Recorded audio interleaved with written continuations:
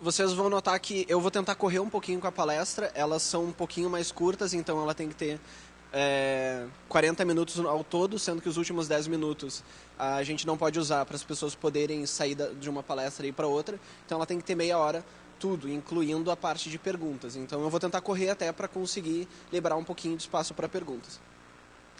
Eu sou Marcelo, sou developer há 7 anos, principalmente focado em web, trabalho na MMDA, que é uma empresa aqui de Porto Alegre focada em Drupal, e é isso, não tem muito mais o que falar de mim. Eu curto muito software livre e todas essas coisas, mas eu acho que isso vocês já podem deduzir por eu estar aqui. O Drupal é um framework de criar CMS, então ele é para sites gerenciáveis. Ele foi criado em 2001 pelo Dries. E esses dados são da semana passada do portal do Drupal. Então ele tem mais de 100 mil usuários contribuindo, obviamente em coisas diferentes. Houveram 2.000 commits na semana passada e quase 5.000 comentários também na semana passada. Isso na plataforma de fórum deles mesmo, que nem é a melhor do mundo. Tem mais de 34 mil módulos, mais de 2.000 temas e tudo mais. Quem usa? Tipo, uma galera. White House, NASA, NBC, e daí também tem algumas coisas aqui que já são brasileiras. Então, Minerva, Souza Cruz, Unilever, Claro. E daí, eu estou falando do Drupal 8, mas tá, por que a gente precisa reinventar a roda? Porque o Drupal 7, gente, já era maravilhoso. Ele já conseguia criar conteúdos especializados com campos, ele já tinha um sistema de permissões complexo e que dava conta de 99% dos casos. Taxonomia, formulários, e-mail, segurança, cron, os patches, e você conseguia, através de hooks, fazer um módulo que modificava quase completamente o funcionamento do site. Então, tipo, já é incrível. Eu realmente amo ele, porque ele é muito, muito, muito bom. Não precisamos disso. O problema é que o Drupal, ele vivia na ilha do Drupal. Então, no mundo do PHP, você tem lá um monte de gente que faz PHP e existe a ilha do Drupal, que são os programadores de PHP de Drupal. Eventualmente, alguém sai dessa e vai para alguma outra, sei lá, WordPress, Joomla, ou alguma outra coisa que exista, mas ainda assim, ele estava isolado do resto do mundo. E por diversos motivos. Um deles é que o Drupal 7 ele foi lançado pensando no PHP antes desse 5.3. O 5.2 foi o mais utilizado e foi uma batalha muito grande de todos os frameworks de PHP para conseguir forçar as hospedagens a parar de usar o 5.2 e passar para o 5.3, porque mudou muita coisa do 5.2 para o 5.3. E a coisa mais importante que começou a se implementar a partir do 5.3, e isso no caso no meio de 2009, foram funcionalidades para você ter uma orientação a objetos real no PHP. Primeiro, daí vieram namespaces, closures, depois traits, generators, finally. No 5.6 tem um bagulho que eu acho muito legal, você consegue passar ponto, ponto, ponto e o nome de uma variável, e daí na realidade essa função recebe quantas variáveis você quiser e todas elas vão estar dentro de um array ali dentro, que na real eu só acho legal. Mas ainda assim, vocês podem ver que ele foi melhorando, e daí no 5.6 a gente já consegue dizer que o PHP tem orientação a objeto de verdade. Assim, ele consegue fazer todas as grandes coisas importantes e com qualidade. O que no 5.3 ele já conseguia, mas assim, era com diversos pequenos probleminhas. E daí depois tem o 7 que consegue pegar tudo isso que já tinha sido feito e melhorar, deixar mais rápido, mais eficiente. E também o 5.5 ele venceu, né, a validade dele agora há pouco, 10 de julho de 2016. Então, teoricamente, agora existem duas versões de PHP oficiais, que é 5.6 e a 7.0. Orientado a objeto. Uhul. Por quê? Porque isso muda muita coisa. Com esse lance de orientação a objeto, que é uma coisa, entre aspas, recente, né? Porque já faz 6 anos, mais ou menos, mas ainda assim, razoavelmente recente, apareceram muitos outros frameworks. E todos eles pensando em orientação a objeto. Bom, se a gente consegue fazer um código que vai fazer um site e ele é para ser dinâmico, ele é para você conseguir dar manutenção a longo prazo, por que a gente vai fazer ele utilizando o PHP velho se a gente consegue fazer ele com o PHP novo? Porque com orientação a objeto você consegue abstrair uma série de componentes de forma que depois seja mais fácil você reusar aquilo. E com o PHP 8, juntos novamente. Então, a ilhazinha do Drupal, ela se liga de novo na grande ilha do PHP. E daí ali tem diversos outros frameworks, etc. Junto com essa volta do Drupal para a comunidade PHP, para vamos falar com todo mundo, ele entrou no FIG, que é o PHP Framework Interop Group, que basicamente é um grupo para tentar estabelecer regras e padrões que permitam toda a comunidade PHP trabalhar com toda a comunidade PHP. Então, se eu fizer um módulo para Drupal que, sei lá, faz uma conexão com a caixa, o banco da caixa, e faz alguma operação específica, eu vou fazer ele de tal forma que depois, se alguém quiser utilizar no Laravel, não vai ser completamente diferente. Ele já está seguindo uma série de padrões que permitem essa reusabilidade. Da mesma forma, se alguém fizer isso para o Laravel, para o Zend ou para o que quer que seja, também facilita você trazer isso para a gente. O FIG ele tem diversos padrões que eles propõem e eles são aderidos ou não pelos frameworks. No caso, um dos mais importantes que o Drupal aderiu é o PSR4 Autoloader. O que ele faz? Ele é um padrão de carregamento de módulos dinâmico. A gente vai ver isso um pouco mais a fundo.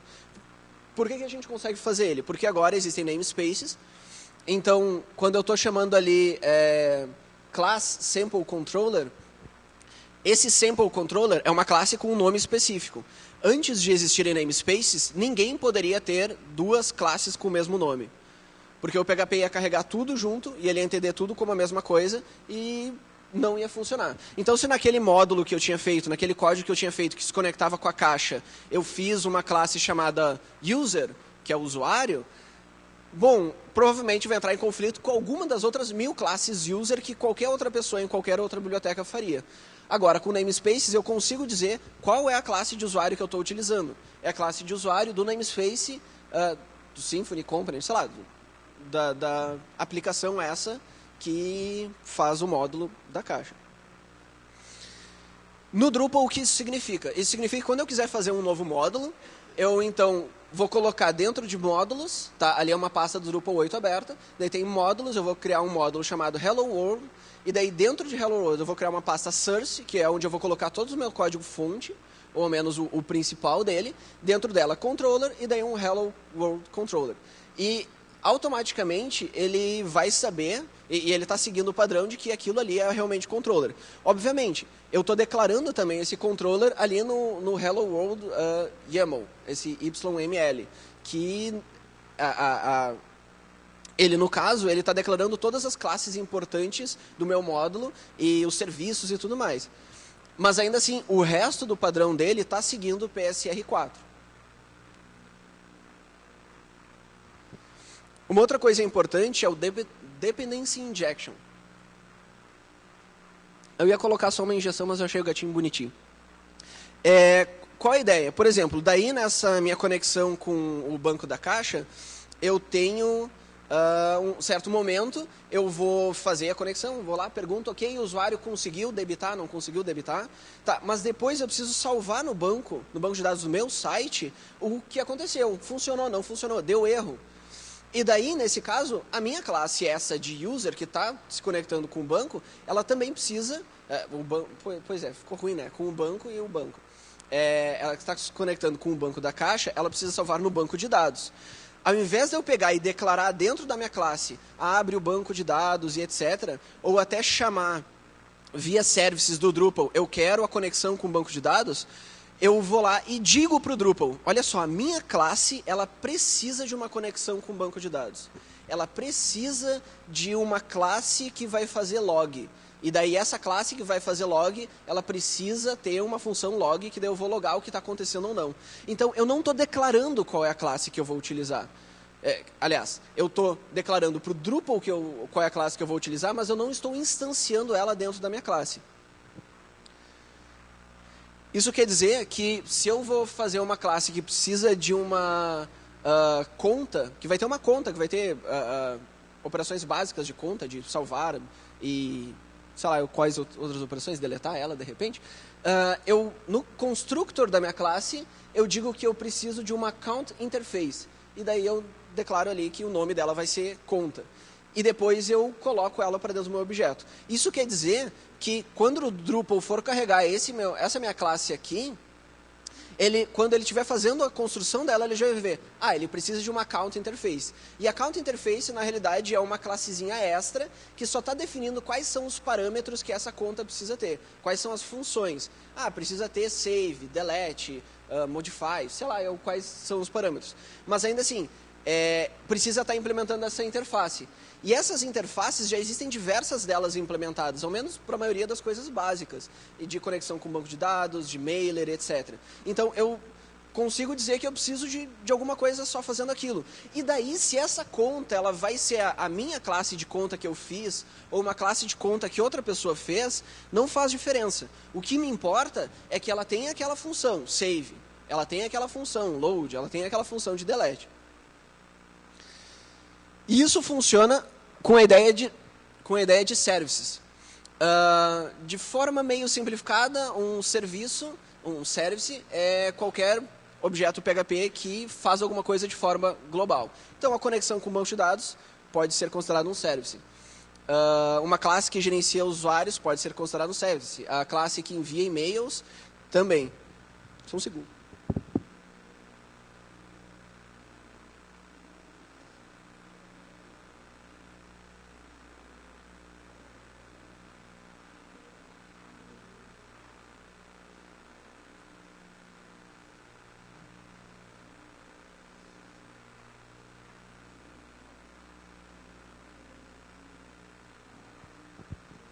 Então, deu calor.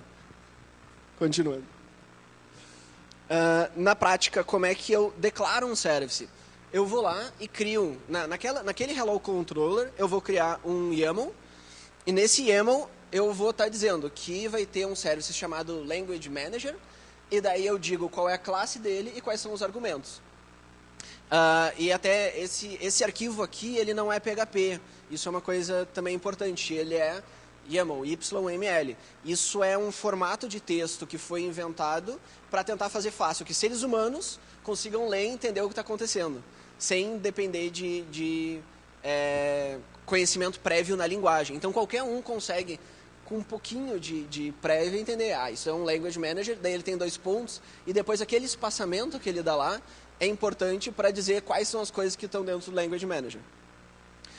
Para esse caso, até parece, para que isso? Não, nem é tão importante. Mas quando você tem muitos services declarados, quando eles têm muitos argumentos, muitas classes, esse tipo de distribuição visual é importante porque, gente, quem mexe no código são humanos e a gente precisa conseguir entender de forma fácil mesmo. E daí o Drupal, ele implementa o Services Container, que seria, na realidade, o responsável por pegar cada um dos services e colocar em caixinhas e armazenar elas e gerenciar elas.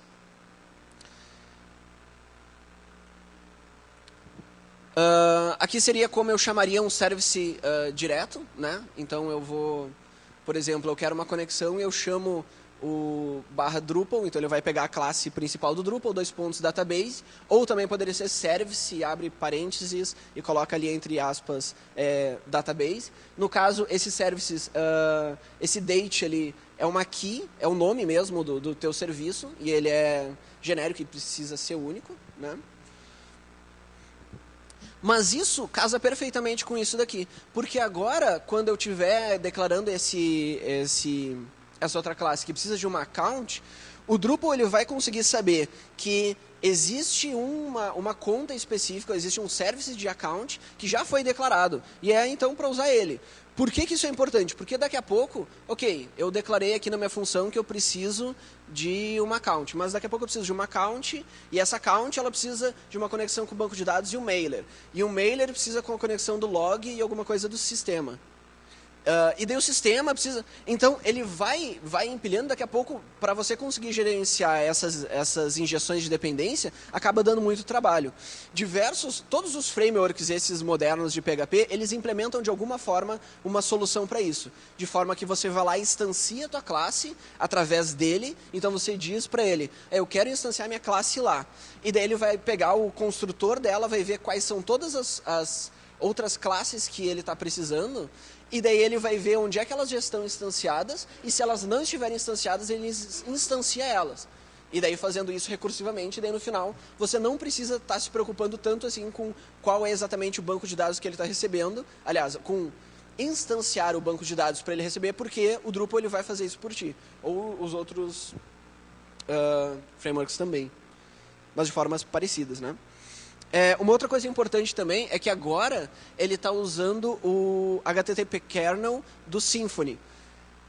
Então, você tem um request lá à esquerda, então, que é o usuário que vai estar fazendo, ou um servidor que vai estar fazendo para o teu site, mas você vai ter uma requisição para a tua aplicação, que vai ser do tipo GET, POST, Server, e tem algumas outras opções ainda, mas daí vai cair no HTTP kernel. Esse HTTP kernel ele vai pegar qual é essa requisição, ele vai gerenciar ela e descobrir qual é o controller que precisa ser chamado.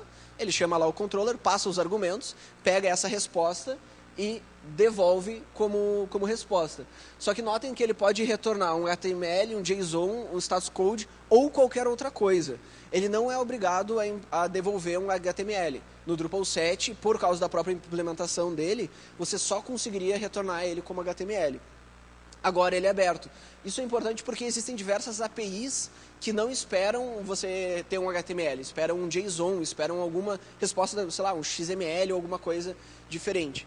Isso está no core agora e faz parte. E também é importante notar que essa voltinha aqui, ela é exatamente a voltinha do Symfony.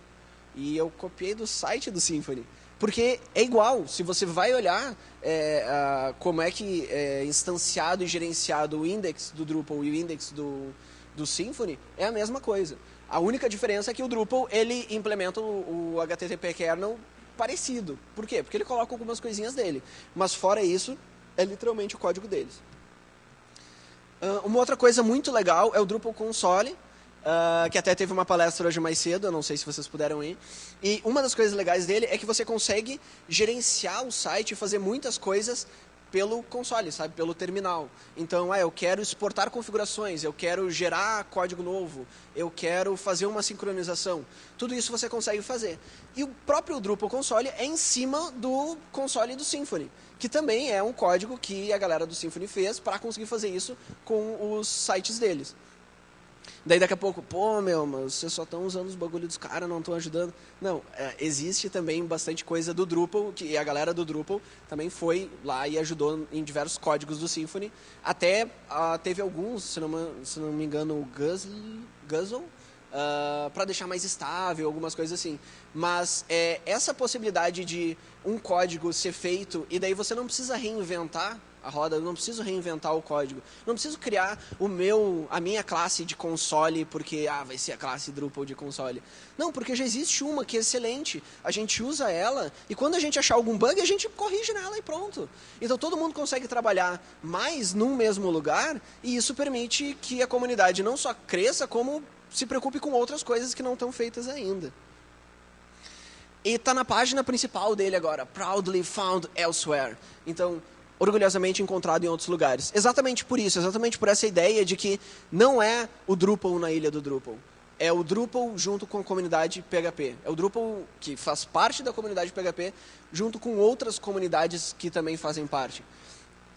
E daí, no caso, o Twig, que é uma coisa que foi colocada para dentro dele também, que não era nossa.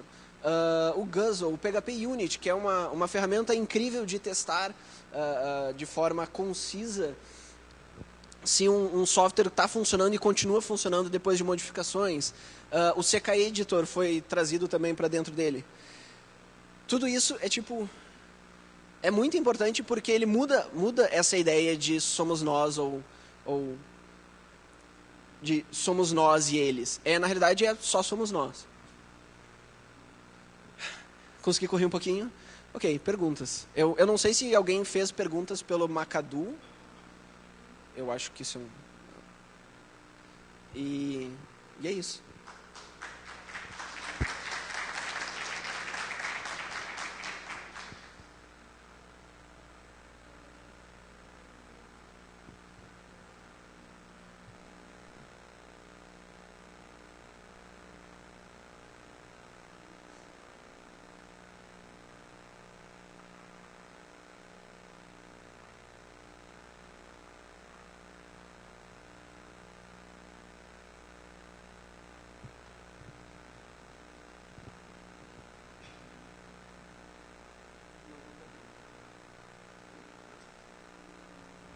Então, gente, não tem perguntas.